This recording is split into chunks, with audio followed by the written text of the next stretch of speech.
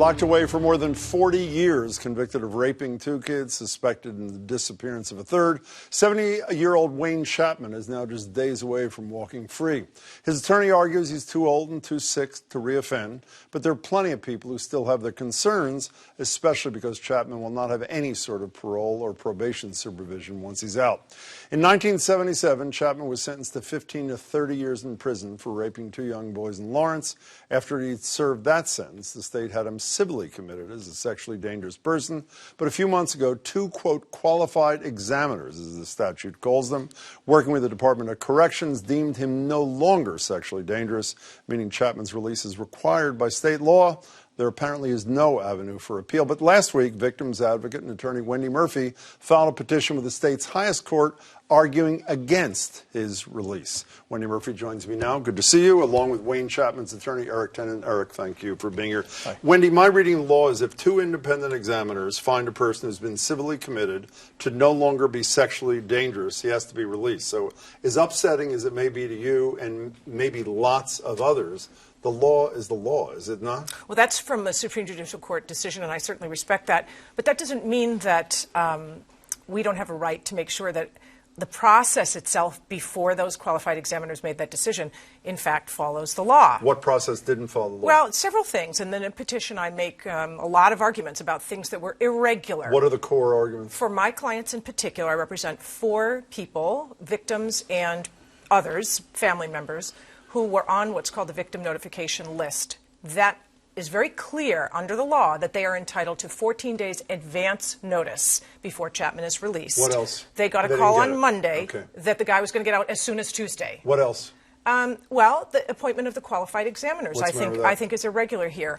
Among other things, the appointment of these 2 examiners who decided this guy was no longer sexually dangerous were appointed not by a court, not by a government official. There was no oversight of the government in this decision. It was appointed. They were appointed by a for-profit company that DOC does business with. Now, one of those guys, Greg Bell, had only a few years ago, 2016 is when the case was wrapped up, but he opined as late as 2016 that Chapman was too dangerous to be set free. Okay, and let's leave. He has now flipped. This is one of the examiners who has now flipped and said, oh, he's no longer sexually dangerous. What's your response to those 2 arguments? So there's nothing irregular about what happened here. What happened here is the same process that has followed in dozens and dozens of cases that go on every year, men who are civilly committed who are petitioning to be released. The appointment of the qualified examiners occurred just as it occurs in every case. Is it true this guy flipped over a couple of years, his opinion? He has previously evaluated Mr. Chapman and opined that he was dangerous, and this time said he wasn't, which speaks to some of the current circumstances in Mr. Chapman's cases that have changed since he was last evaluated. What's changed? I mean, as recently as 2016 in courtroom testimony, this is according to Boston 25 News, the fact that in December 2014, a little more than a year ago, he was still saying he saw these children as willing participants in the assault seems to us quite a severe cognitive distortion. What's changed? What's changed are, for one, his medical conditions have certainly gotten worse, and that is a big factor, not the only factor, but a big factor in his case, in cases like this. When men get older, when men have medical problems, that speaks a lot to whether they're going to reoffend or not, and psychologists who are familiar with the factors that that they apply say that that is something. Can I say something? First of all, the guy's only 70. I think there are people in this room who would object to the characterization of 70 Who are you as talking elderly. about, Just Wendy? thinking out loud here. Yeah. Anyway, It's a- he's but it's a only 70. Wait, it's a what? So it's a factor in the psychological literature. When men who have offended reach the age of 60, reoffending rates drop off dramatically. But when he was 68, which is not that much younger than 70, these shrink or qualified independent examiners said he wasn't. He's still sexually It's a dangerous. dynamic thing. This is why we have trials. This is why we have reviews every year. This is why we go over time to see what are the present circumstances. You don't Wendy, age if out. I may, it seems to me, to step back for a second, I understand the notification thing, even if you were right, they could fix it.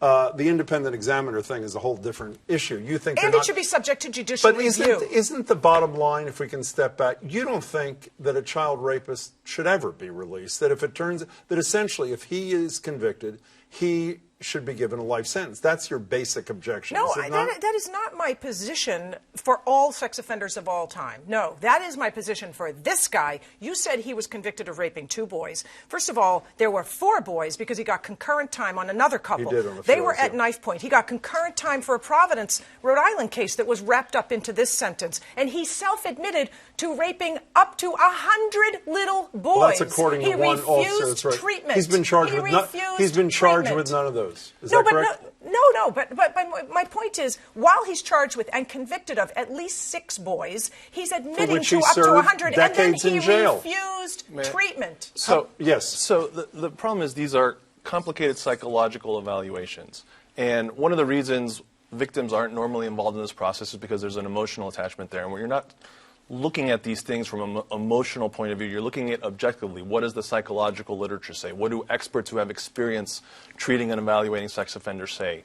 You try and have that objective process, which was in place in this case, to evaluate him and everyone like him. But I understand your job is to represent him in this individual case, but if you step back for a second, and as Wendy said a minute ago, he refused sex offender treatment while he's in prison. In 3 cases, 3 juries, 09, 12, 2012, and 2016, found him to be sexually dangerous. The fact that 2 independent examiners, with no right for the state to appeal, is there not something wrong with this picture? I mean, if you could step back, Sure. would you not say the law needs to be changed, as the governor's suggesting too?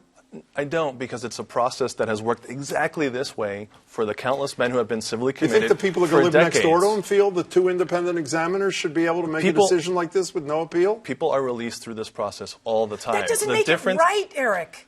What Let it him makes finish it and then- is a process that we have designed by law and accept. And the problem is when someone who the public is familiar with gets out, then we step back and say there must be a problem with this, even though there isn't, even though these examiners are appointed the same way. If Baker asked you how to fix this law, and he says he wants an examination whether the law should be changed, which obviously will not affect Wayne Chapman, but will I don't agree potentially. with that. You don't think the law should be changed? No. I think things that were done wrong in this case, when they are corrected, should lead the judge to say we need a do-over. Well, the only thing you've raised is the independent examiner that That's has flipped his that's position. not nothing. Courts Go change back their to square excuse one. me. Judges change their positions in the Michael No, Skakel case. but here's a big difference. A court changed its position. Here's a big difference. This guy, Greg Bell, who flipped, the one who flipped, his opinion was still pending on one of the earlier cases at the time he flipped. You can't flip in the middle of a case. That's one of our arguments. You get the last 15 seconds. I'm not sure what it means that it was still pending.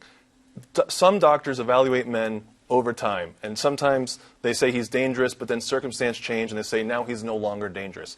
The 2 opinions are current based on today. The based on Wayne DOC Chapman said today. he's too dangerous. The DOC said he's too dangerous. Howard, But that's not how the law works. The law says 2 independent examiners make the final for-profit, decision. private, nothing to do with the government.